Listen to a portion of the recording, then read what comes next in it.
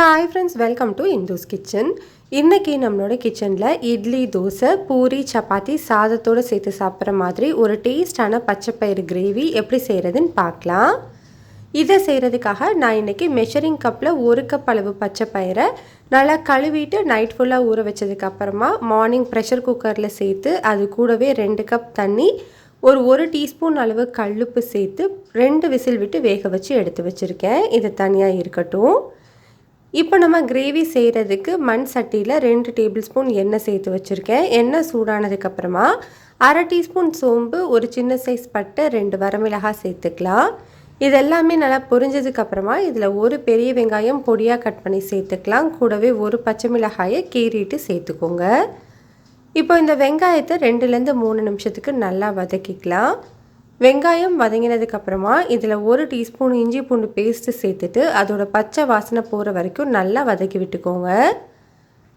பச்சை வாசனை போனதுக்கப்புறமா இதில் 2 மீடியம் சைஸ் தக்காளியை சின்ன சின்னதாக கட் பண்ணி சேர்த்துக்கலாம். ஸ்டவ்வை மீடியம் ஹீட்லேயே வச்சுட்டு இந்த தக்காளி நல்லா குழையிற வரைக்கும் வதக்கி விட்டுக்கோங்க. இப்போ பாருங்கள், நம்மளுக்கு தக்காளி நல்லாவே வெந்து வந்துருச்சு. இந்த டைமில் நம்ம மசாலா தூள் எல்லாமே சேர்த்துக்கலாம்.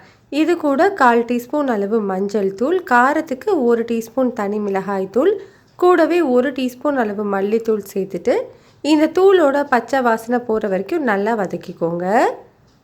உங்களோட காரத்துக்கு ஏற்ற மாதிரி மிளகாய் தூளோட அளவு மட்டும் அட்ஜஸ்ட் பண்ணிக்கலாம்.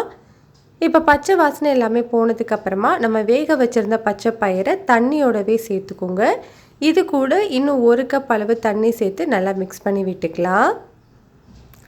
இப்போ பாருங்கள், நம்மளுக்கு பயறு நல்லாவே மிக்ஸ் ஆகி வந்துருச்சு. இந்த டைமில் நம்ம உப்பு செக் பண்ணிக்கலாம். பயறு வேக வைக்கும் போதே உப்பு சேர்த்துருந்தோம் இல்லையா, அதனால் பத்தாததுக்கு மட்டும் இப்போ ஒரு 1/2 டீஸ்பூன் அளவு கல்லுப்பு சேர்த்துருக்கேன். இதை நல்லா மிக்ஸ் பண்ணிவிட்டு ஒரு 5 நிமிஷத்துக்கு நல்லா கொதிக்க வச்சுக்கோங்க. இந்த மாதிரி நல்லா கொதித்து வந்ததுக்கப்புறமா இந்த டைமில் ஒரு மிக்ஸி ஜாரில் 1/4 கப் அளவு துருவின தேங்காய், 1/2 டீஸ்பூன் சோம்பு, 1/2 டீஸ்பூன் சீரகம், கொஞ்சமாக தண்ணி விட்டு நல்லா பேஸ்ட்டாக அரைச்சி எடுத்திருக்கேன். இந்த தேங்காய் விழுதை சேர்த்துக்கலாம். இது கூடவே மிக்ஸி ஜார் கழுவிட்டு ஒரு 1/4 கப் அளவு தண்ணி சேர்த்து நல்லா மிக்ஸ் பண்ணி விட்டுக்கோங்க.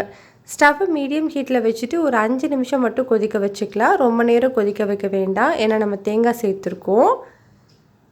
5 நிமிஷத்துக்கு அப்புறமா பாருங்கள், நம்மளுக்கு கிரேவி நல்லாவே திக்காகிருக்கு.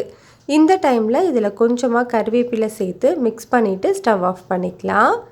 அவ்வளோதான், நம்மளுக்கு டேஸ்டான பச்சைப்பயிறு கிரேவி ரெடி ஆகிடுச்சு. இந்த கிரேவி சூடான சாதத்தோடு சேர்த்து சாப்பிட்றதுக்கு ரொம்பவே சூப்பராக இருக்கும். இட்லி, தோசை, பூரி, சப்பாத்தியோடவும் சூப்பரான காம்பினேஷன். கட்டாயம் ட்ரை பண்ணி பாருங்கள். இந்த ரெசிபி உங்களுக்கு பிடிச்சிருந்ததுன்னா லைக், ஷேர், சப்ஸ்கிரைப் பண்ணிக்கோங்க. கூடவே பெல் பட்டனையும் கிளிக் பண்ணி ஆளுங்கிற பட்டனையும் கிளிக் பண்ணிக்கோங்க. அப்போ தான் நம்ம போகிற வீடியோஸ் எல்லாம் உடனே